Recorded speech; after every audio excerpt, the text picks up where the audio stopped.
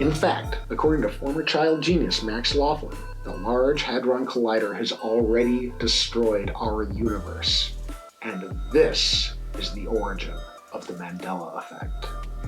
Hello, YouTube fans. I'm Taylor, and this is my daughter Tekra. Today, we're here to talk about how the world's governments created the Mandela Effect. Dad, what's the Mandela Effect? Well, a few years before you were born, we started to notice that things weren't exactly like we remember them from when we were little kids. To begin with, we thought our memories were bad, but nowadays, we're starting to think that the Large Hadron Collider might be collapsing the multiverse into a single timeline. Do you think there would be a universe where I went to my friend's house after school today? Well, I guess, maybe? Okay, bye. See you later. Wait, no. That's not like how it works.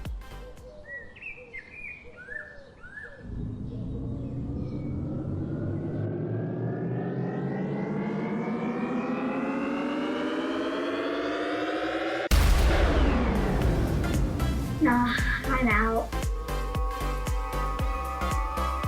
Okay, well, I guess I love you. Goodbye. As children, many of us read the Berenstain Bears. We enjoyed the Disney Sunday evening special presentations while we were cuddled up with our families. It would start out with the Disney logo on the blue screen. There was the castle, the Disney, except for the eye wasn't there. Tinkerbell would fly in and she would dot the eye with her magic wand. And we enjoyed peanut butter and jelly sandwiches with our favorite peanut butter, Jiffy. Except, it was never the Berenstain Bears, it was the Berenstain Bears. And Tinkerbell was never on the intro for the Disney evening special presentations. And we never had Jiffy peanut butter. There was no Jiffy peanut butter. It was J-I-F capital. J-I-F, Jif, not Jiffy. Why did this happen? In case you haven't heard of it, it's a phenomena called the Mandela Effect. Now, a Mandela Effect is a wide-scale misremembering of historical facts or cultural details that are characterized by most people remembering the same wrong thing. There are countless examples of this phenomena, first and foremost being about Nelson Mandela himself. You see, many people actually remember that Nelson Mandela died in a South African prison during the 1980s. However, this was not the case. Nelson Mandela was actually released from prison in 1990. He began a long and prolific political career, becoming the first democratically elected president of South Africa in 1990. Nelson Mandela didn't actually die until 2013. He was 95 years old. Okay, so now personally, I remember the latter history where Nelson Mandela made it and he was alive. That's what I remember. But that is not the case for most other examples of the Mandela Effect. Like say, do you remember the Fruit of the Loom logo incorporating a cornucopia? Like, you see, you had some apples, you had some grapes. Behind it was this big old cornucopia. See, I remember the cornucopia. I remember it so clearly that I asked my mom and my aunt what that thing behind the fruit was. They told me it was a cornucopia. That's how I learned what cornucopias were. But apparently, there was no cornucopia. It just says the fruits underneath it. It says Fruit of the Loom, and that's what it was, and it always has been. I can think of a couple of examples of the Mandela Effect that have to do with the original Star Wars trilogy. Do you remember C-3PO having one silver lower leg in the original trilogy, or do you remember him being all gold? Because apparently he had one silver leg. No, I swear to God, he was all gold. I saw those movies 1,000 times. And apparently, in The Empire Strikes Back, Darth Vader did not say, "Luke, I am your father." He said, "No, I am your father." Which, maybe it's less prepositional, it has less gravitas, I don't know, maybe it was. it's still, I remember Luke, I am your father. We all talked about it. We loved that line. Everybody loves that line. But it never happened. I could go on. Now, for a long time, the consensus about the Mandela Effect is that human memory is imperfect. Every time we remember something, the mind recreates the event, and some details might be off. And we can be influenced by details that we see on social media, things that we have heard from our friends, I don't know. However, mounting evidence has now led some researchers to believe that the Mandela Effect has actually been caused by experiments conducted by some of the world's most powerful governments. Project Looking Glass is one of a number of remote viewing experiments conducted by the US government. What sets Project Looking Glass apart from other similar remote viewing experiments is that Project Looking Glass isn't just focused on viewing events happening far away. Project Looking Glass is focused on viewing events that happened in the past or the future. The Looking Glass device itself utilizes magnetism and gravity to enable viewing into far-off events in history or the future. It is located in the Groom Dry Lake Black Ops facility, that is, Area 51 in Nevada. This device was built utilizing technology handed down to the ancient Sumerians by the Anunnaki, that is, the ancient aliens, as well as super advanced technologies that were created by Nikola Tesla himself. This device resembles the machine from the film Contact. It has a chamber for the operator on a gimbal in the center with two big concentric circles around it. Now, when powered up, these circles begin to spin rapidly, creating a fluctuation in gravity and magnetism. And it's this that allows remote viewers to tune in on these far-off events. And the device works.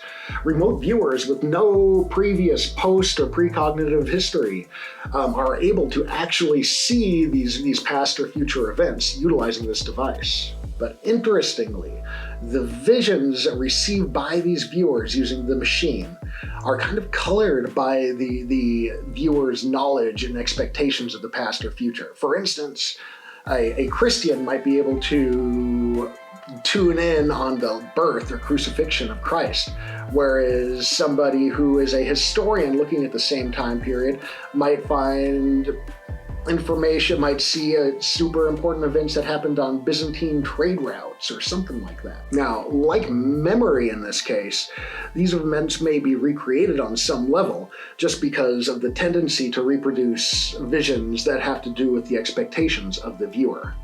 Now, this is what concerns the quantum scientists. New theories suggest that this gravity field manipulating device may be recreating new versions of our reality every time the device is utilized. Considering that each of these new timelines would have their own pasts, their own futures, they'd also have their own Project Looking Glasses.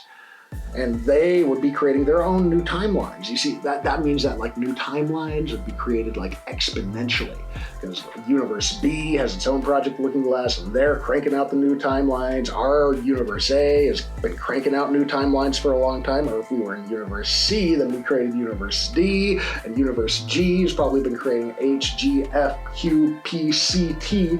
Wait, did I already say C? Did I already say C? Project Looking Glass is not the only program that may be creating new timelines in its attempts to view the past or the future. For example, the Roman Catholic Church operates a device known as the chronovisor out of the Vatican.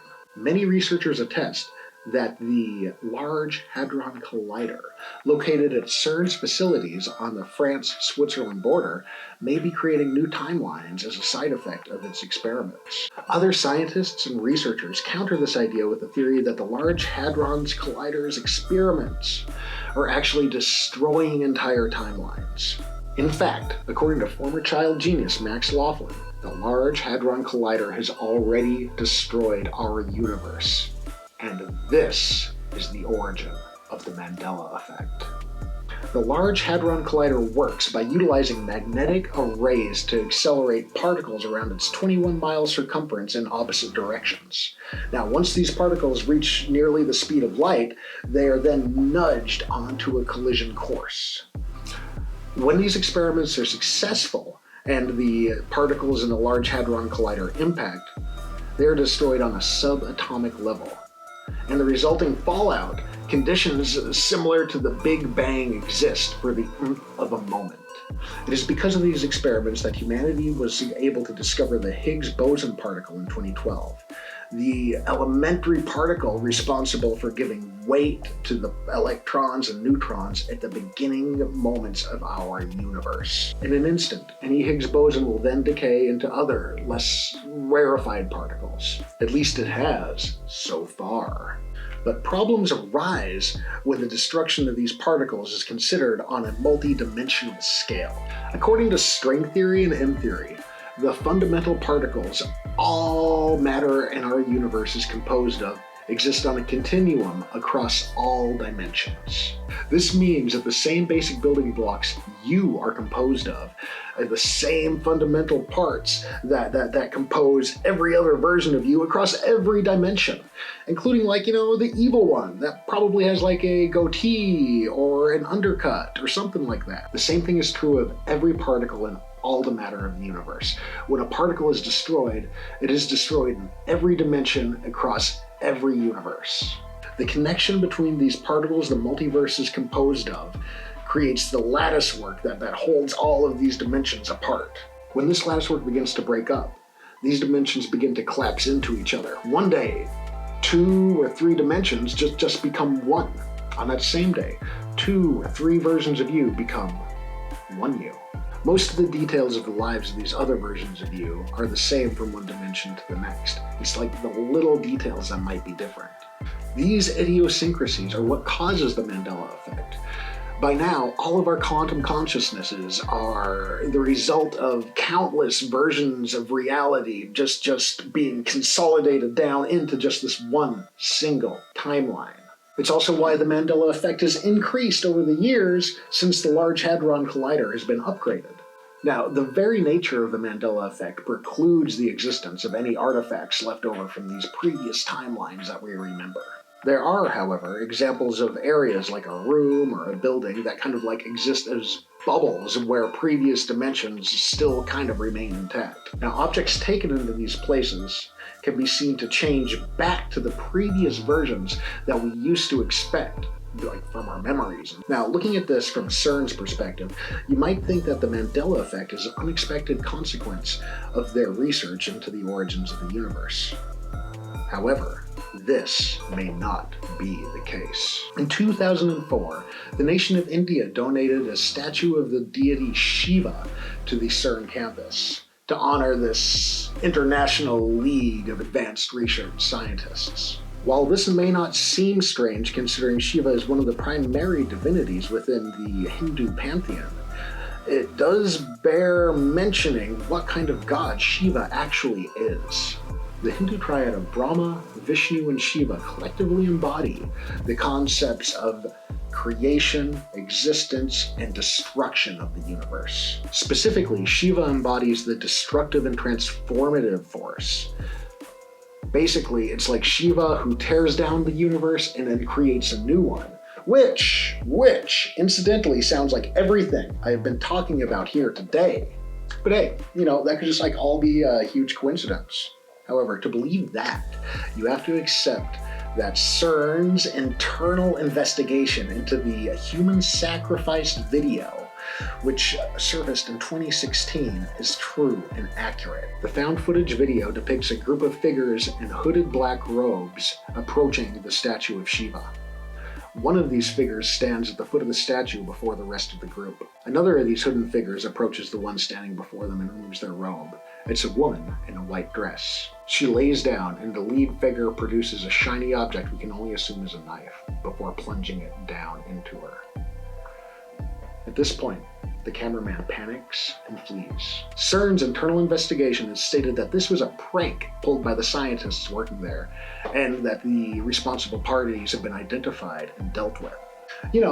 One of those totally normal prank human sacrifices pulled in front of a totally normal statue of a god of destruction in front of a totally normal advanced research facility. It bears mentioning that no independent investigation of this event has ever occurred. And of course they would say this is a fake sacrifice, when, in reality, It is an institutionally sanctioned human sacrifice intended to curry the favor of Lord Shiva. Or maybe we're all just remembering the same wrong details about our history totally coincidentally. Listen, I live here in the real world with both feet on the ground. Here, the principle of Occam's razor tends to hold true. What's the simplest explanation for all of this? That we're all just remembering the same exact wrong thing all of the time? Or is the simplest explanation that the world's governments are creating and destroying alternate dimensions en masse in service of an ancient god of destruction? Anyway, remember, please like this video, subscribe to this channel, and, if you crack one open, just pour one out for Lord Shiva. Maybe that way our universe won't get destroyed in this whole process. Good night, and I'll be back at you with another one before you know it. Is it good afternoon?